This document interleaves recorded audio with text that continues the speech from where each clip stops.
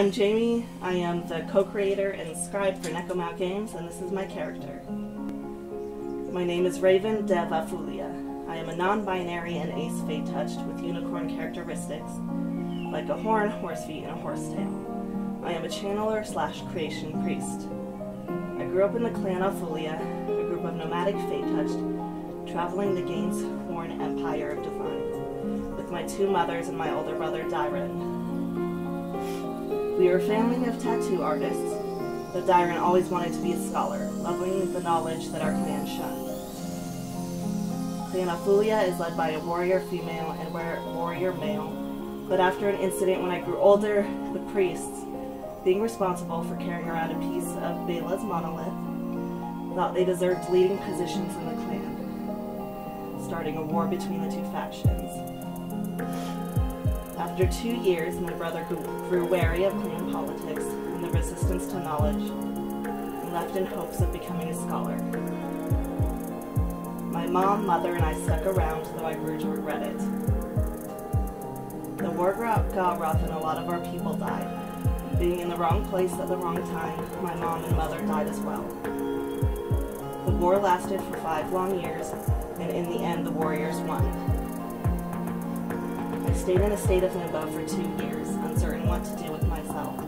But when the male warrior leader Korthal came to me saying that as a woman with lady parts, I needed to have children, it pushed me to take action. Disgusted by the clan as well as Korthal, I told him to give me the night to think about it, and when no one was watching, I packed up and snuck away, realizing this was no longer the family I wanted. After leaving, I veered away from the path my clan takes through Gain's Horn, and spent time wandering through the random towns and cities tattooing for money. As I did so, I learned to channel my magic through the ink, and chose the path of the channeler, and eventually, feeling connected to the goddess of crafting and smithing, Volcus, I started down the path of the priest. In my travels, I realized that I wanted nothing more than to find friends, and become a family with them. And as I reached the age of 48, I decided to finally seek out Dyron, wanting to let him know of our mother's death. My path has led me to Taba. Hello, my name is Reese, and I play Sterling. Sterling is an automaton. His first memory is being traded to an innkeeper and his daughter by Goliath and the Aurelian horde. He strove to be a perfect guardian of the inn, battling any dangers, whether man or beast, that threatened the inn. In the times when he could, he would stand, silent and still, and simply listen to the stories of the other adventurers, those that traveled outside the borders of the horde and into the world beyond. Those that could prove their might, save the helpless, battle beasts of legend, and return with the stories of all. They fascinated Sterling and his interest in a land that lay beyond the inn's land, and even further beyond the northern mountain borders grew. After 40 years, his owner passed peacefully, leaving Sterling to his daughter and her own child, Nina. While most patrons were happy to ignore Sterling, Nina was constantly trying to play with him. Daily, she would bring him a flower or draw on the metal plates of his skin. Over the years, Nina softened Sterling, and he slowly began to interact with the patrons, helping them in whatever small ways he could, and found that helping those around him was something that he loved. As Nina grew and married, Sterling saw less and less of her and found an emptiness inside him, a remembrance of the stories of the adventurers and a longing for more than what he had. At long last, he talked to Nina, telling his long-hidden desires. She was shocked but understanding and released Sterling from his decades-long bond of guarding the inn to go and find his own adventures, to make a story that the bards would sing of. He left immediately, heading to the far north in the city of Kataris in the land of Taba, a place he'd heard many stories of before.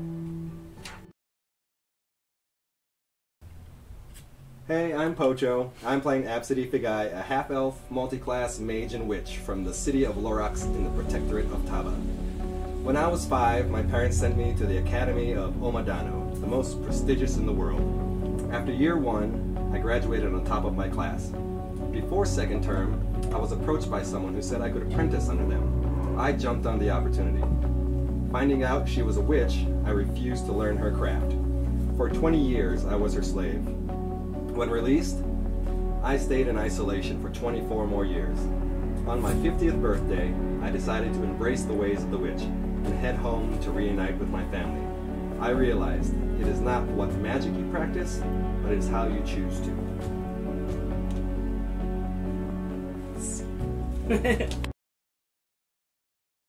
My name is Elijah. I have the privilege of illustrating the Runner's Fortune Manual. I also play Shodrak Yeshe. Shodrak is an animatron monk. His soul awakes in what his religion calls the final fire, similar to the idea of nirvana. For some reason, his soul feels uneasy, like he doesn't belong there, so he asks the gods to send him to the Dawn Realm so he can learn the magic necessary to recall his past lives, in hopes he can discover why he feels he doesn't deserve to be there. He does recall 2 of his most recent past lives, but only how he died in them. One of the deaths confirms his beliefs that he doesn't deserve to be there. He can't understand why the gods still forgive him and allow his soul into the final fire. He asks the gods to send him from the Dawn Realm back to the material realm to live once more. Shodrak is hoping that he can pay his debts for the wrongdoings in his past life, as well as learn more about why the gods still give him their blessings.